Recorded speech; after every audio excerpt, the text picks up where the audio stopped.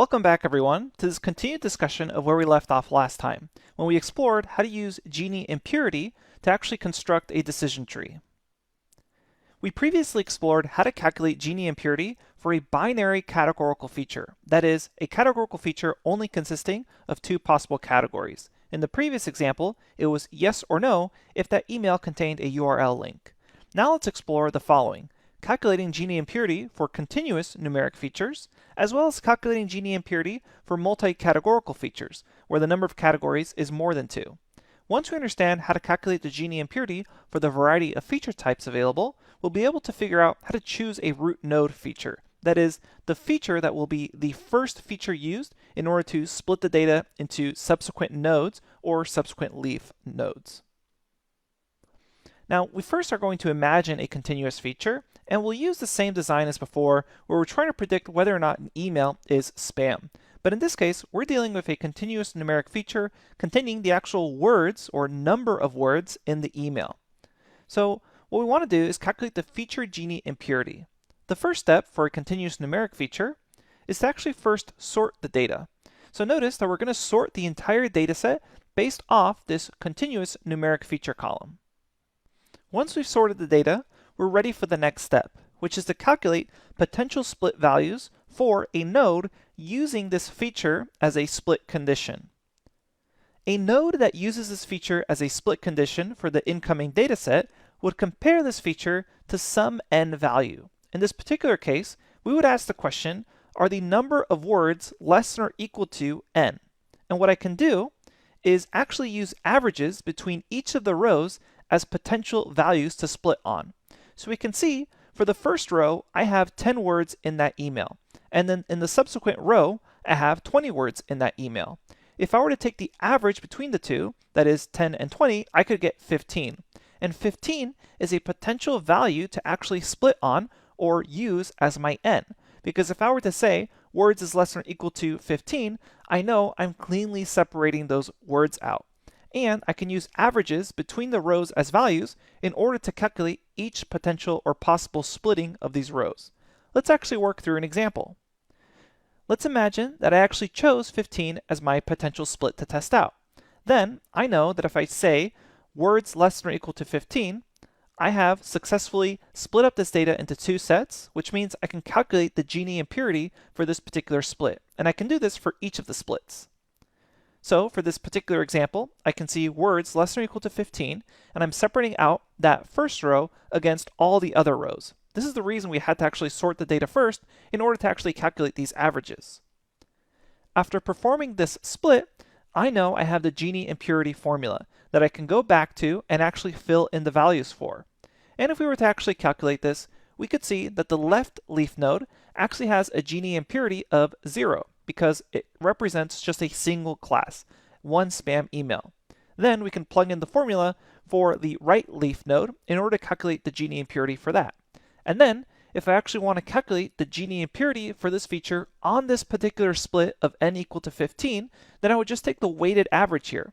So I take 1/5 times the left leaf node plus 4/5 times the right leaf node, because there's one email on the left leaf node and 4 emails in the right leaf node out of a total of 5 emails in this data set, which gives me a Gini-impurity value of 0.3. And this is the Gini-impurity of this particular feature on this particular split. So now I know the Gini-impurity for this particular split, but there may be some splits that are better than others. So what I'm going to do is I'm going to repeat this for all the possible splits for this particular data set. And what I'm going to realize is one of these will have the lowest impurity split value. And then that's going to inform you of the Gini-impurity for the entire feature, since you know that there is some split that is going to correlate to this lowest impurity split value. And we chose the numbers in a very convenient way here, where we actually have a split that results in a perfect separation of the data. Notice that if I ask the question, are words in the email less than or equal to 25? For this particular training data set, it's going to perfectly separate the spam emails from the non-spam emails, giving me a Gini value for this feature of 0. This feature for this particular training data set can perfectly split the data, meaning it's probably a really good candidate to use as a root node. The reason for this being, the lower the impurity value is in this Gini impurity score, the better I can separate out the classes. So note that in this particular case, I would choose n is equal to 25 to actually split the data on. And for this particular case of the training data, with this single feature of words in the email, this would actually be a perfect class separator for the training data. It would separate out the spam emails onto the left node and the non-spam emails onto the right node. Keep in mind, real-world datasets are not going to be this convenient, so you're probably going to have some misclassifications even after a split, meaning the overall feature will have some Gini impurity value. It probably won't have a Gini impurity value of 0. If one of your features does have a Gini impurity value of 0, it implies that that feature can just be directly used to separate out the entire dataset, and there's no need to use any other features. We have now calculated Gini impurity for features that are binary categories and continuous numeric categories. Finally, let's explore how we would calculate Gini impurity for a feature that is multi-categorical, where we actually have more than 2 categories. The process for this is relatively simple. Here, we're examining a multi-categorical feature, where X is the actual sender of the email, and we have Abe as a potential sender of an email, Bob who sends email, and Claire who sends emails. And then we have other emails that Abe and Bob sent, so they send multiple emails. And what we want to do is calculate the Gini impurity for this particular multi-categorical feature. And similar to the idea of having to check out multiple splits on a continuous numeric feature, what we're going to do here is calculate the Gini impurity for all the possible combinations. For example, I could check the combination of if the sender is equal to Abe, is it spam or not spam, and how does this split actually occur? So I would split up my data based on the fact of the condition check, is the sender equal to Abe? Then I could calculate the Gini impurity for that particular category split. So I can do that for Abe, Bob, and Claire, and then calculate the Gini impurities for each of those potential splits. Now what I can also do is add in combinations, and this is the difference between the test of 2 categories available versus more than 2 categories available. You'll begin to check actual conditions that include multiple categories, checking to see if the sender is Abe or Bob, Claire or Bob, or Abe or Claire. Keep in mind that we don't actually need to check if the sender is Abe, Bob, or Claire in one single node, because that would just include, for this entire data set with just 3 potential senders, all the rows.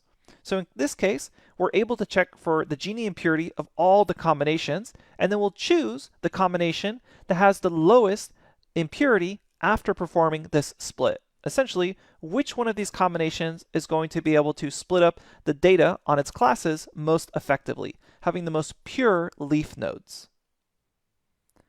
So as I mentioned, we'll choose the lowest impurity split combination. And now we can actually split any type of feature.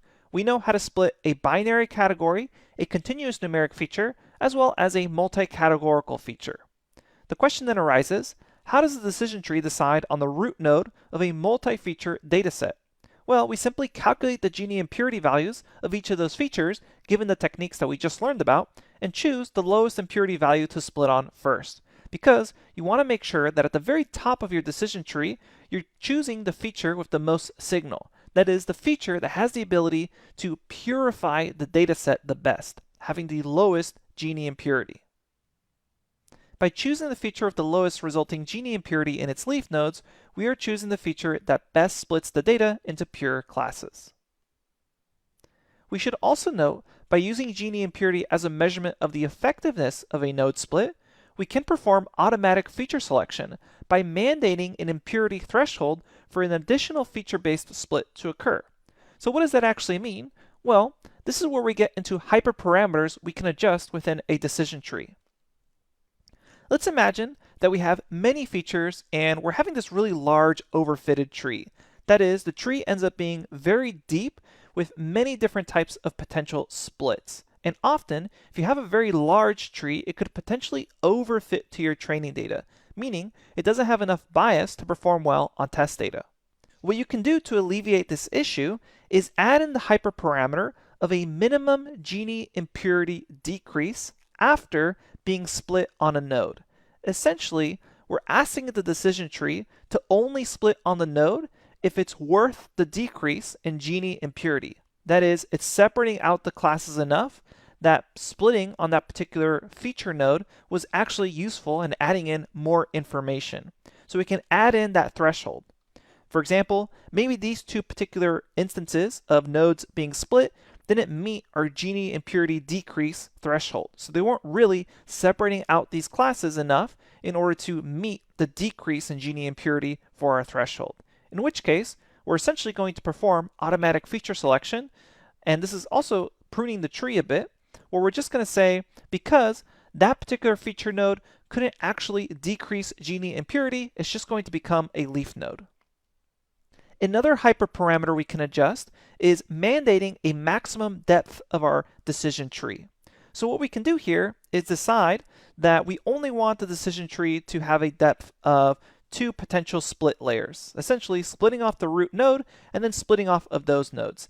Anything further down than that, we're going to go ahead and prune or cut off. So we can mandate a maximum depth of the tree, which would mean that we would just go back up and make those terminal or leaf nodes instead of decision nodes. Let's begin to explore these various hyperparameters with code in the next lecture. I'll see you there.